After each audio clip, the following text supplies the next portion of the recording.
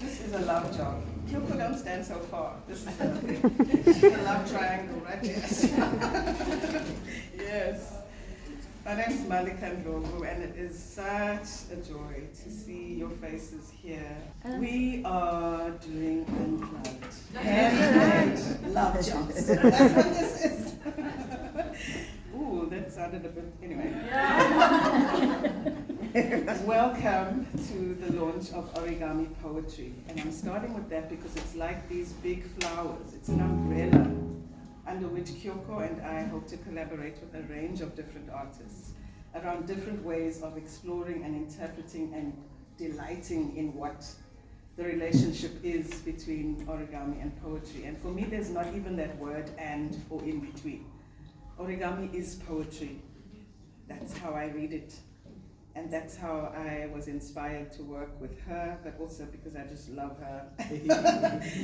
And the many ways in which Kyoko embodies some of the most beautiful things about origami, which is the power and beauty of simplicity, the ethics around recycling embodied, not just like some hashtag, put your stuff in a plastic bag, you know what I mean?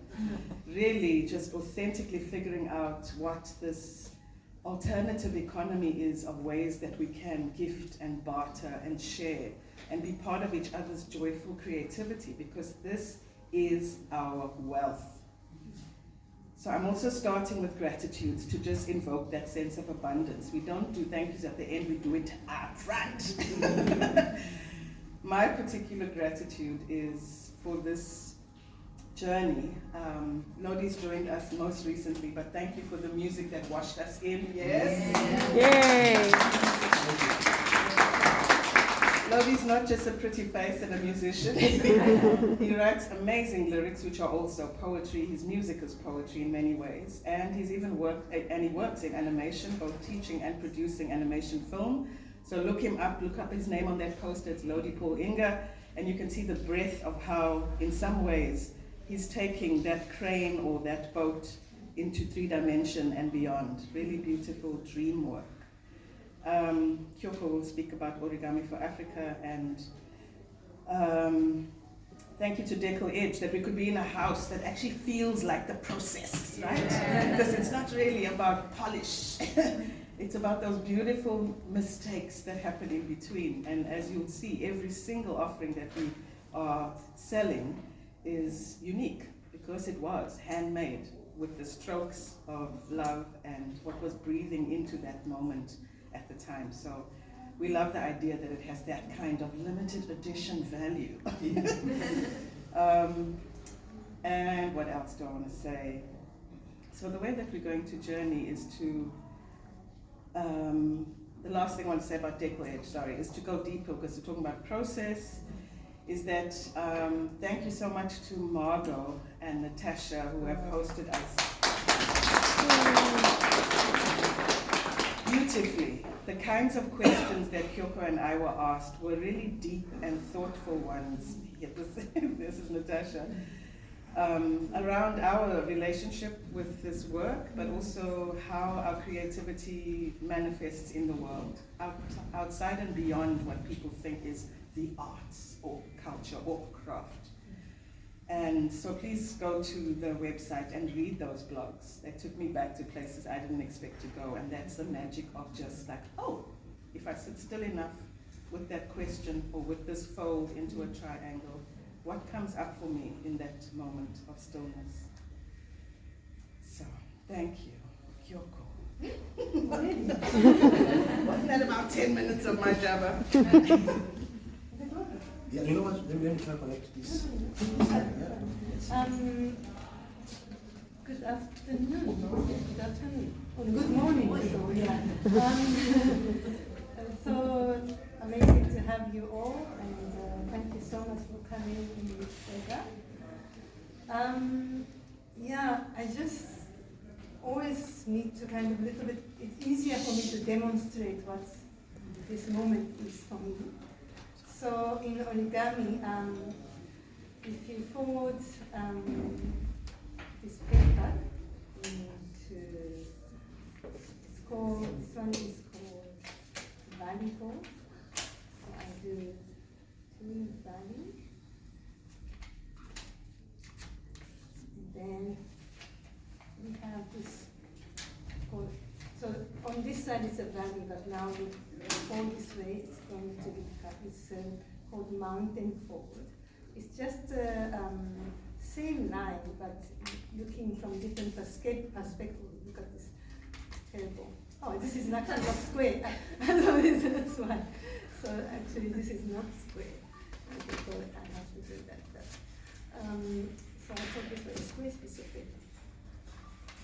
So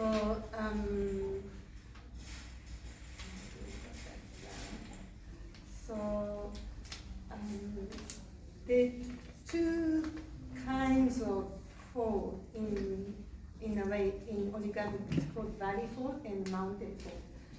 If you look at this line, this mountain fold, look at from this side, valley fold.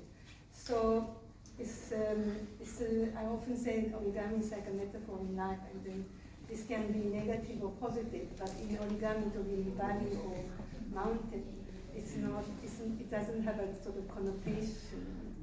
It's the way sometimes we look at it. And for me, and then when the lines sort of, especially these 4 lines, 2 valley, 2 mountain converge, and what happens is that it can collapse into a shape.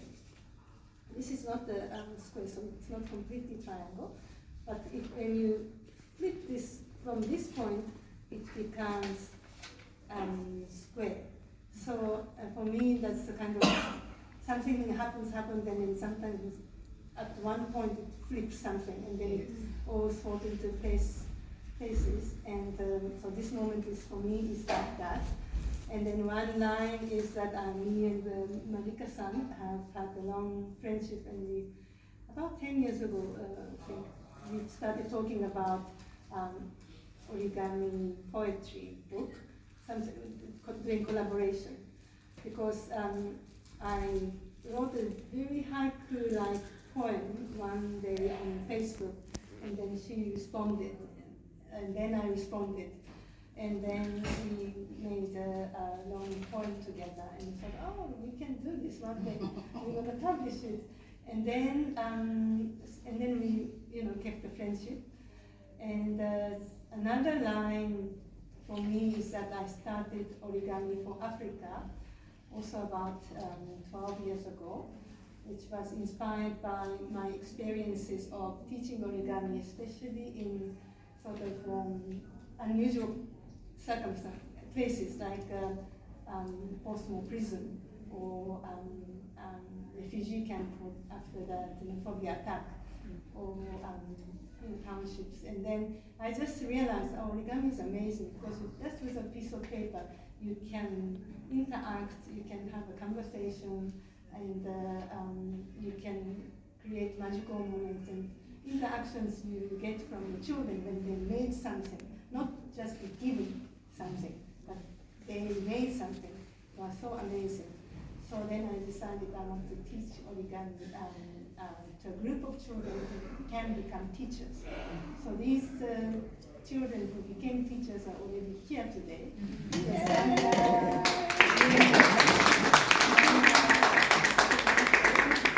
And Asabate continues to teach at the Astrology School for the Blind. So that's another line for me. And then another, so that's kind of maybe, let's say they are the mountain folds. And then the kind of valley folds that happened, for this to happen, was lockdown. And with the pandemic, some people became unemployed. And then I was trying to create some jobs for those people. And one of them is Zanere, and then Zanere was a nanny or cleaner, and then she couldn't, she lost her job. And I just thought, okay, my father, who's 94 years old, he used to make his memoir and self-published it by just binding the printed paper by himself. And then it's called a Japanese traditional way of book binding called yotsutoji. And yotsu means four, and the toji means bind. So it's got the four folds. Basically just stitch it together. So I taught her, and then in the process she discovered she's very good with hands.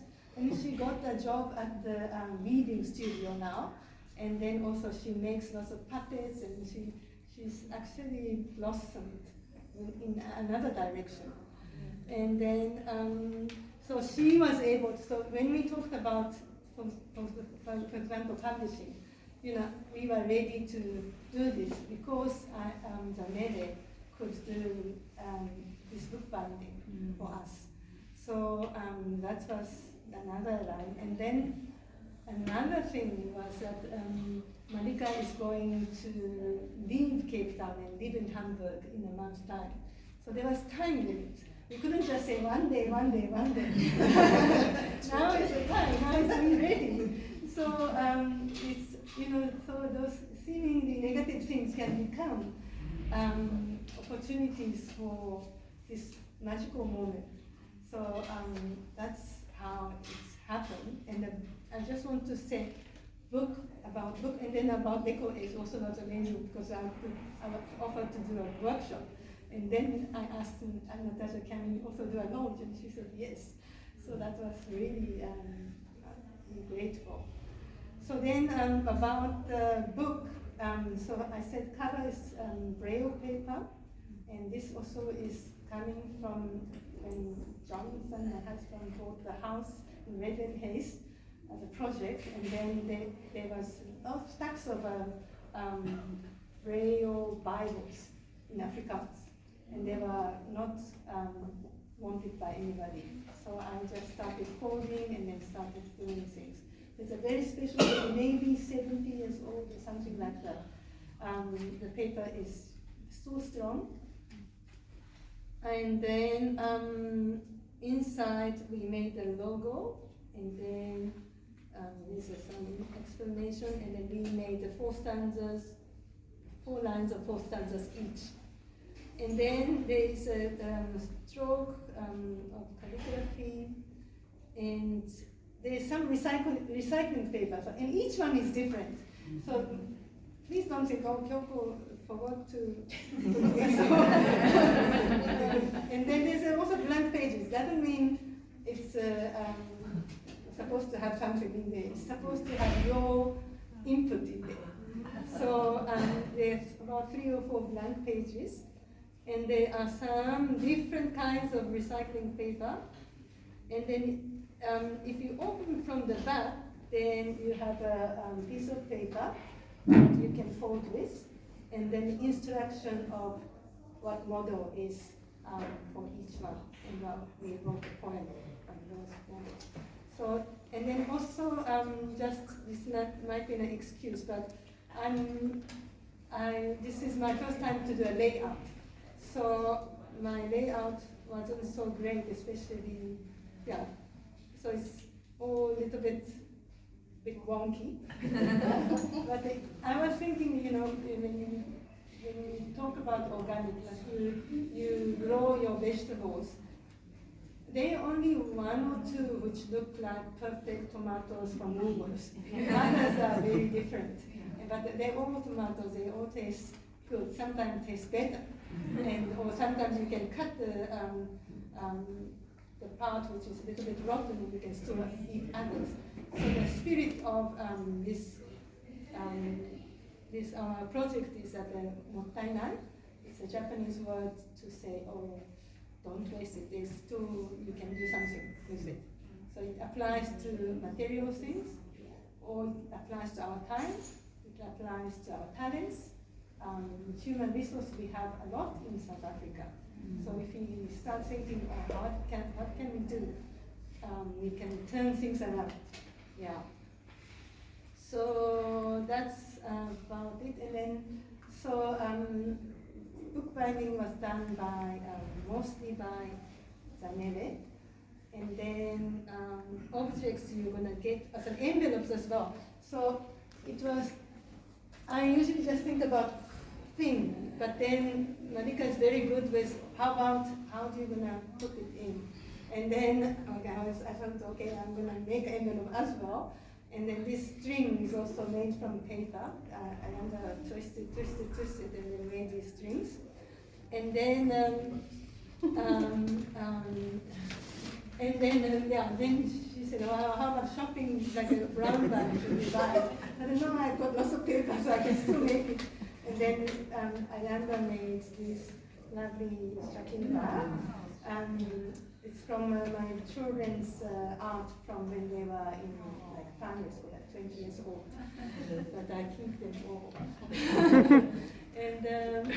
And other thing is, yeah, so lots of things that we try to make by hand.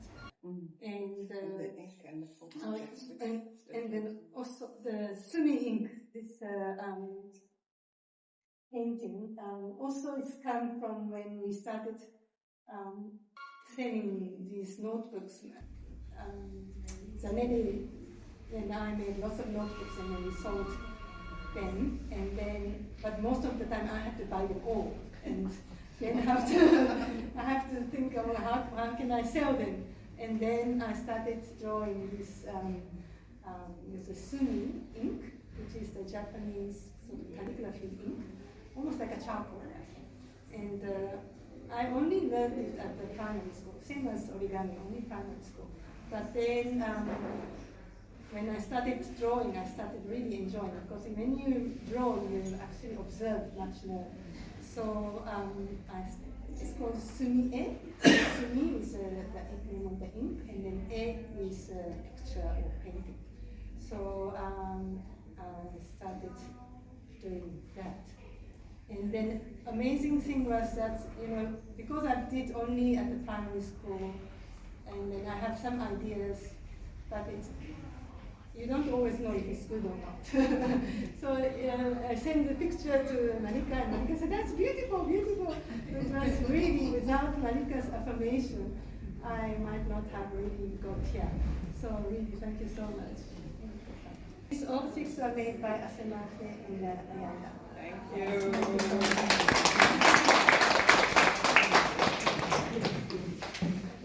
So for the next few minutes, we want to just give you a taste. The 4 objects that we have written to are the heart, the bird, the paper boat, and the lotus flower. So those are the books that we have. Oh, so the cranes have flown, just so you know. The entire flock. Kyoko was saying, oh, I don't know, we'll probably have a lot of books left over. And I was saying, we want to be sold. And it started with the workshop being sold out. And we hope these will go home with you. So you have a set of 4 with 1 of each.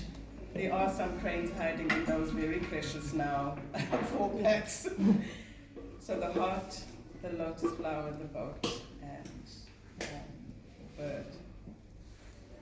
And with Lodi's River of Sound, we hope to be able to just give you a taste of some of the poems. For me, just as a writer, I'm a big river, and trusting the art of poetry as less and less was a beautiful dance with Kyoko, because she kept saying, oh, so many lines, so many words. Do we really have to do 4? That's 16 lines. And I had about 1,600, So I love dancing with her in this way. And also, Kyoko doesn't, Well, now I think if you don't know by now that you're a poet, Kyoko, then I give up. I've done my work. My work is done. Yeah. So we begin with you. Oh. Shall I make a bit of sound? Okay, Now is that moment.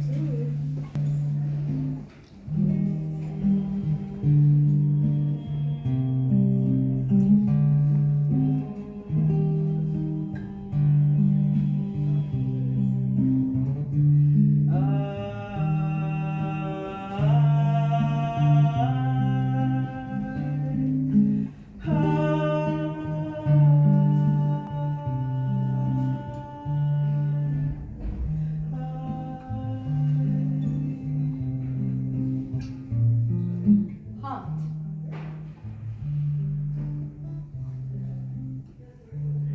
If only you could touch my heart like a blind child with a braille letter with their fingertips. You feel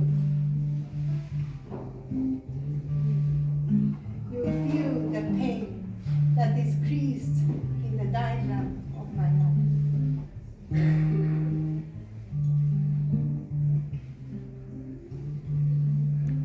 Please stop there for a while without trying to make it better or disappear.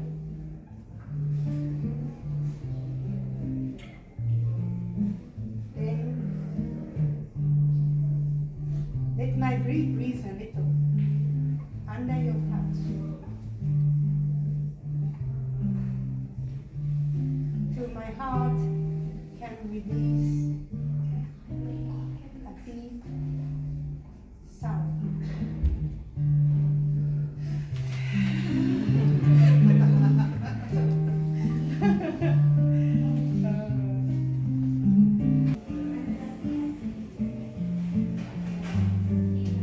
Bird. First, there was a piece of paper. The hands appeared calmly. The dance began. Rustling sounds as they moved together. Opening, closing, sliding, turning. The ancient choreography of peace.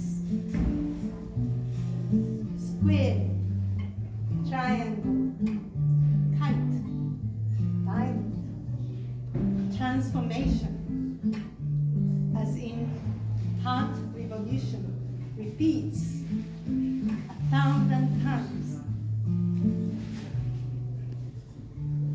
At last, the wings wide open,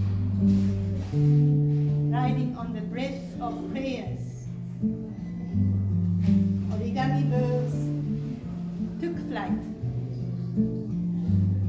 on a full moon night.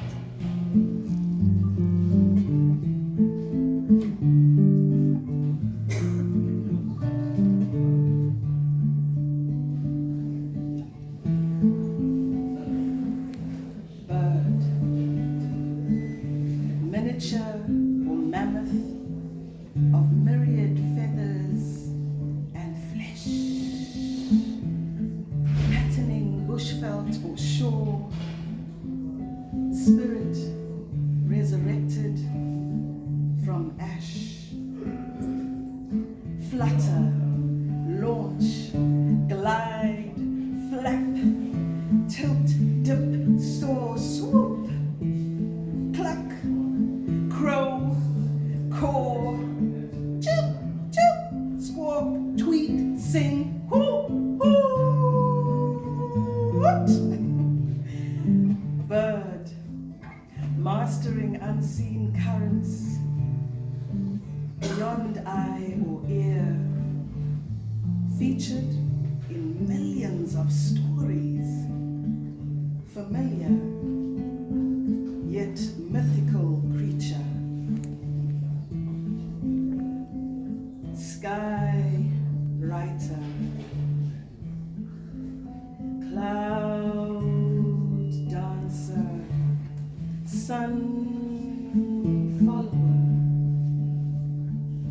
salvation.